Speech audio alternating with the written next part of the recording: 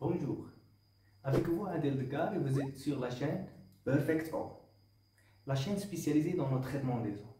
Dans cette vidéo, on va découvrir l'osmose inverse domestique. On va découvrir 5 chapitres. Premier chapitre, quelle est l'utilisation de ce système? Deuxièmement, on va discuter sur les différents systèmes disponibles sur le marché. Troisièmement, quelles sont les étapes l'eau passe-t-il pour être filtrée? Quatrièmement, quels sont les inconvénients et les avantages de ce système? Et finalement, on va discuter sur les maintenances nécessaires pour ce système. Allons-y. Premièrement, quelle est l'utilisation de ce système? Ce système est un système qui nous permet de purification de l'eau et rendre dans une étape idéale, passant dans plusieurs étapes. Parmi ces étapes, on trouve l'élimination de chlore, élimination des métaux lourds comme le fer, le plomb, le cuivre, le zinc, etc. Élimination d'odeur et le goût dans l'eau et finalement élimination des bactéries et des virus qui sont existants dans l'eau. Deuxième question, quels sont les différents types disponibles dans le marché?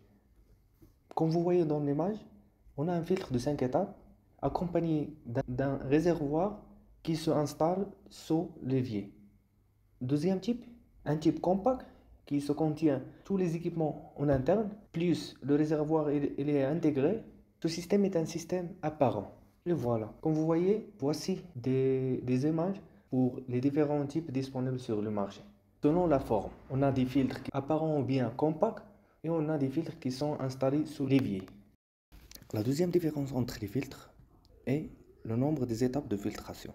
Dans la première image, on a un filtre de 5 étapes qui se contient un filtre sédiment, charbon actif, charbon bloc, la membrane et le finisseur.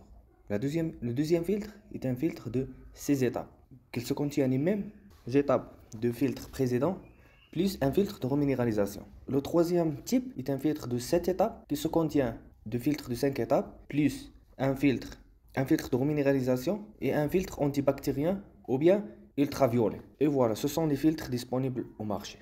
Troisièmement, quelles sont les étapes de filtration dans le système?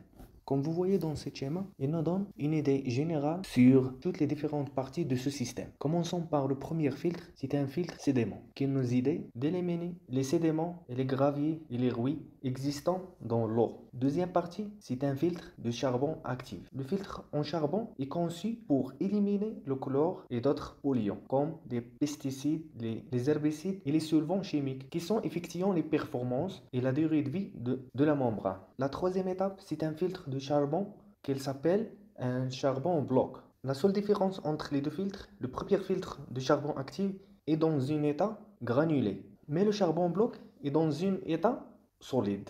Mais pour le fonctionnement, c'est le même. Quatrième étape, c'était la membrane. La membrane était la partie la plus importante dans le système. Toutes les étapes précédentes, on les appelle la préfiltration, qui nous permettent de protéger la membrane et augmenter leur durée de vie. La membrane est semi-perméable, qui nous permet d'éliminer les polluants dans l'eau et nous aider pour obtenir un eau avec une haute qualité. Après la membrane, on trouve un filtre finisseur qui nous aide d'enlever tous les goûts restants dans l'eau et aussi les odeurs pour nous assurer d'obtenir une meilleure qualité d'eau. Dans certains systèmes, on trouve d'autres étapes additionnelles. Parmi ces étapes, on trouve la reminéralisation. Le rôle de cette étape de fusionner les molécules principales qui sont éliminées aux étapes précédentes parce qu'elles sont très importantes pour notre cœur humain. Par exemple, le magnésium et le calcium. La dernière étape qu'on trouve dans certains filtres ou bien dans certains systèmes, l'antibactérien ou bien le système ultraviolet, qu'ils jouent le même rôle, qui se représente d'éliminer les bactéries présentes dans l'eau avant d'être consommées. Et voilà, brièvement, ce sont les étapes dans lesquelles on traite l'eau pour obtenir une meilleure qualité. On arrive maintenant à la quatrième question. Quels sont les avantages et les inconvénients de ce système? On a plusieurs avantages pour ce système.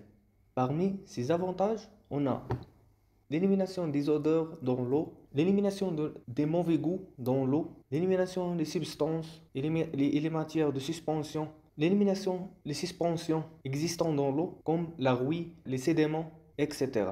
Et finalement, élimination de chlore. Et parmi les inconvénients, on a l'élimination de la majorité des minéraux existants dans l'eau, comme le calcium et le magnésium, et qui sont très importants pour notre cœur. Et aussi, on trouve le gaspillage d'eau est très élevé par rapport à la productivité. Pour produire 1 litre d'eau, on gaspille 2 litres. Et finalement, le débit d'eau dans le robinet est très lent.